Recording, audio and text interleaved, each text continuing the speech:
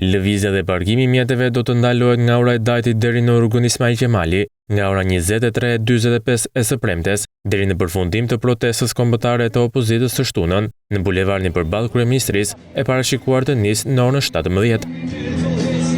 Kjo është një nga masat që policia e Tiranës njoftoi se ka marrë për garantimin e rendit publik, zbatimin e të drejtave dhe lirive të qytetarëve dhe të pjesëmarrësve në tubime, si dhe mbrojtjen e pronës publike dhe private. Nga ora 15 e së shtunës deri në përfundim të protestës kombëtare të organizuar nga Partia Demokratike, do të ketë bllokim të lëvizjes së automjeteve në bulevardin Dëshmorët e Kombit, nga kryqëzimi pranë Ministrisë së Brendshme deri te sheshi Nën Tereza.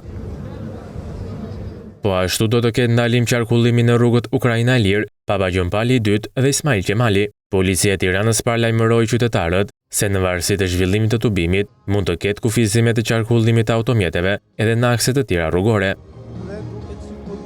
Në rast bllokimi për të ndihmuar qytetarët që do të qarkullojnë në këto akse, Policia e Tiranës ka marrë masa për devijimin e qarkullimit të automjeteve në rrugë alternative. Qytetarëve u kërkohet të shmangin lëvizjen me automjete në akset rrugore që do të bllokohen dhe të përdorin rrugë alternative për të mos penguar lëvizjen e lirë të pjesëmarrësve në tubim. Duke marrë shkas nga disa deklarata publike, policia u bën thirrje qytetarëve që të distancohen në rast se ngjenden përballë veprimeve të kundërligjshme që cënojnë rendin dhe sigurinë publike.